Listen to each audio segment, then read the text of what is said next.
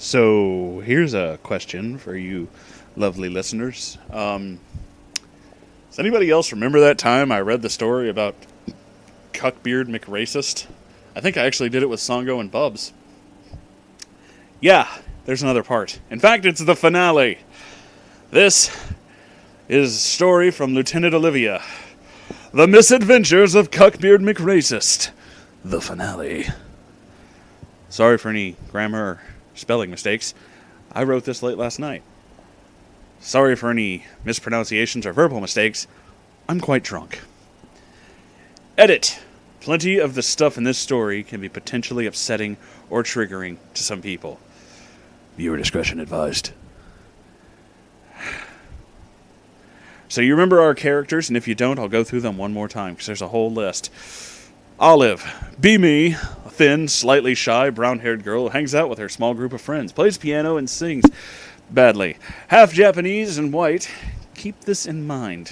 Mom is Japanese, Dad was third-generation German. Remember this as well. Sophomore. Russia Ball. Russian exchange student who's pretty funny. Loves Russian heritage, embraces being a real-life Russian stereotype in a humorous way. Makes the occasional mistake or two when speaking English, the only part of his Russian heritage he tries to stay away from. Sophomore also. Yamato. My brother who's in college. It's in driving range of where I live. And somehow got dragged into this mess when he decided to come pick me up one day. Nickname because his hobby is assembling realistic models, and the best he's done is a model of the Yamato battleship. Also somewhat of a stereotyped, defensive older brother. Da Vinci. Asian. The guy with some of the best grades in all his classes, and maybe top 10 in the school. Also someone who can draw better than anyone I know. However, the thing is he loves most is helping others with their academics. He can be too nice. Which is something that comes up later. Sophomore. Aloha. White. Very good ukulele player who sings way better than me. If you read this, your singing is the best. She's somewhat short, but has a big personality. Freshman. Kitten. Jewish. Like Da Vinci, also has some of the best grades, but doesn't really help others with the academics because she believes doing so doesn't help people learn. Despite this, she's one of the most encouraging people. Again, sophomore. And finally, Cuckbeard. Neckbeard of the story. Name comes from the fact that he calls everything and everyone he dislikes a cuck, or some variant thereof. He is the literal embodiment of every single neckbeard/night guy trope there is. Massive weeaboo. Makes all the girls his m'ladies. Openly states his fetishes, and worst of all, indescribably, incredibly racist. However, not overweight and doesn't wear a fedora. Also has an actual neck beard and probably doesn't understand the word hygiene. Junior. As a side note, as stated in many of these stories before, Moonhorse will tell you, it's not the fedora on the outside that counts, but the one on the inside. Everyone's race will definitely come up later. Cuckbeard wasn't at school for a few days or so. That was nice for everybody. We heard rumors and stuff floating around about how he got kicked out or suspended, something along the lines of that. But one thing that everyone knows is that all good things must come to an end. After a week or so, we saw him. He had returned. We all decided to lay low for a while and not do anything to attract his attention, for we were a bit afraid of what he might say or do. Looking back, it disgusted us to see much power he had over us. Rushabal didn't really blast his Russian music anymore, and Kitten and Da Vinci just kept to themselves and did their work quietly. We were sick of it. We didn't want to take matters into our own hands and involve ourselves with him any more than we had to. If you thought music theory class with him before was bad, then you're horribly mistaken. He made music theory class absolute hell for me, as well as anyone within a 10-foot radius of him. Being the obsessively punctual and predictable person I was, I would always arrive in class 5 minutes before it actually starts, so I can have some time to snack or use the restroom, whatever. However, I would always find his stuff on the seat behind my desk. Usually, I sit in the middle of the room. But him doing this had forced me into the back corner. Even then, he's still trying to sit next to me. Now, the teacher's a pretty old guy, around 67, whose father was an American soldier in World War II. He didn't really like to talk about it. And when he did, he only told us that it really took a toll on him. It doesn't take a rocket scientist to know what happens next. He told us that fact about his father was just a week earlier, and we're analyzing chord structure amongst older songs. Cuckbeard, being the sickening person he was, plays an old song, quote unquote, Wehrmacht music at full volume, mumbled some bogus apology about his headphones not being plugged in. Of course, that doesn't sit well with the teacher, and he got a referral, again, for breaking the school's tech policy. But in the moment, I could see a confused look of both immense sadness, pity, and fury on the teacher's face. The rest of the class just gave it dismissive, disapproving glances. I looked away from Cuckbeard, the majority of it, for he was looking at me the whole time. It was like the little stunt was some sort of sickening attempt to impress me with his offbeat humor. Ew. Honestly, I'm not sure why he wasn't expelled at this point. We've already reported him a good few times, and I doubt he hasn't gotten referrals and reports from other teachers and students. A day or so later, Da Vinci tells us that Cuckbeard had somehow gotten a hold of his old phone number and email and said that he'd been spammed with numerous messages about how he was, quote, just another stingy gook, and a self-serving robot. All because Da Vinci had told him that giving the answers to every homework and test wasn't going to help him improve as a person. Da Vinci's a pretty easygoing person who doesn't really give a crap about what others call him. His only complaint is that he had to spend 20 minutes of his life cleaning out his inbox and unsubscribing from all the mailing lists and stuff. However, this wasn't the only hint of angry misanthropy we were directed to. Rushaball and Cuckbeard had the same pre-calcula class, and it wasn't something Rushaball cared about. He would just kind of ignore Cuckbeard. The teacher for that class was a really strict guy who didn't take explanations for light work.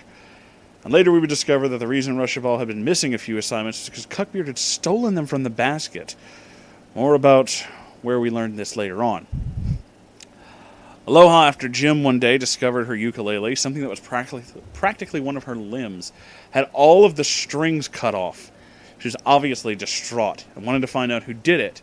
We did some asking around, and we were told by some creepy dude with long hair. Kitten told us multiple times that Cuckbeard would just walk in her general vicinity to, quote, quote, rub his hands and stroke his nose and drop loose change on the ground. Nobody really knew what that meant at the time, but we did our research, needless to say, it wasn't exactly nice. At this point, it seemed Cuckbeard was exacting some kind of vendetta on us just because we were sick of him being a horrible person. I wouldn't be surprised if he was going around and saying and doing messed up stuff to others. But what does surprise me is that he never seems to be getting in trouble for any of this. Never got suspended. The only time he got suspended was when we reported him for saying sexually charged stuff to me. Strangely, he hadn't been targeting me, and I was thankful, but also worried. If there's one thing you could infer with my writing, it's that it always leads up to something, somehow. I was walking down the hallway to my next class, and I felt someone walk up behind me and smash into my rear with a hard object. I turn around and see Cuckbeard with a textbook roughly where my ass was. He offered the most repulsive fake apology, complete with a revolting smile on his face. "Oh, I'm sorry. It was just an accident," he says, licking his lips. He said that he was afraid... What? He said that he was afraid it was just an accident. I'm afraid it was just an accident. Okay, I read that wrong. Jesus. I didn't even bother to say anything to him. I just ran the opposite direction to the safety of chemistry class.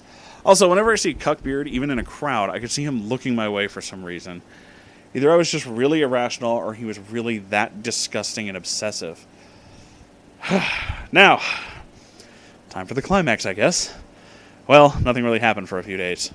Yamato picked up the habit of picking me up from school, and I told him a little bit about Cuckbeard, and he was a pretty protective guy. Rushaball, Kitten, and Aloha were all walking with me at this time. He called and told me to walk to him. He was outside the school area because he had a busted tire on the way in. He's in the process of changing it. He was getting a bit impatient with changing a tire, and he just wanted to pick me up, so he walked in to get me. Rushaball decided it was a good time to record himself singing folk music. It was a Friday and a week after midterms, and we all did pretty well. So, you know. Also, if you see this, you're amazing. I hope he does. We should have known Cuckbeard was the obsessive stalker kind who would follow his ladies around all the time like a dog. Rushaball, Kit, and Hello are walking in front of me, and I was walking and organizing the stuff in my bag, so natural habit that I would be lagging behind. In front of me, I see Yamato coming to say hello to me and my friends. Cuckbeard, in the crevices of his sick mind, thought it'd be an amazing idea to ram me in the ass again with his book bag, whatever. Mistake. Yamato loved building stuff, and had the eye of an eagle for detail. I looked pretty uncomfortable. There's this creepy-looking guy with a sick smile on his face. It didn't take long for him to put two and two together. And Cuckbeard, seeing him heading his way with his face tinged with anger, made a steady beeline back into the school. Yamato, however, had no intention of beating him up or even laying a finger on him. We all decided to follow him, who just followed Cuckbeard because Yamato said he wanted to ask him some questions. Cuckbeard, being the coward and cock, in his own words, saw Yamato and realized that there was nowhere for him to go and broke down in tears. Just really bad crying face with absolutely no tears. He gave some garbage excuse about he had serious depression, that he can't control himself. I don't know how lucky we were, because Rushaball had captured him forcefully ramming his books into my ass on camera, and that was some evidence. We waited around and saw Cuckbeard's father had to pick him up. His dad cussed him out for being a racist and sexist bastard on the way out, and how no son I raised would ever be like this. We saw him one last time eating lunch alone at the start of this year. He was nowhere to be seen. At the start of this year, he's nowhere to be seen. I hope this was a learning experience for everyone, and that everyone could always take away something, no matter how little, from this, and somehow become a better person. Thanks for reading. Wow. Yes, the shit that he said and did was terrible, and I'm really glad it didn't get any worse, because there's always that horrible possibility of things getting worse. Maybe someday this kid will learn to not be such a fucking asshole. But some people never learn. Only time will tell. Thanks for watching, everybody. You can like, comment, subscribe, and also have a Patreon if you'd like to, donate $1. That'd be cool, too. Okay. Goodbye. Sorry, I had to do that one more time. Okay, bye.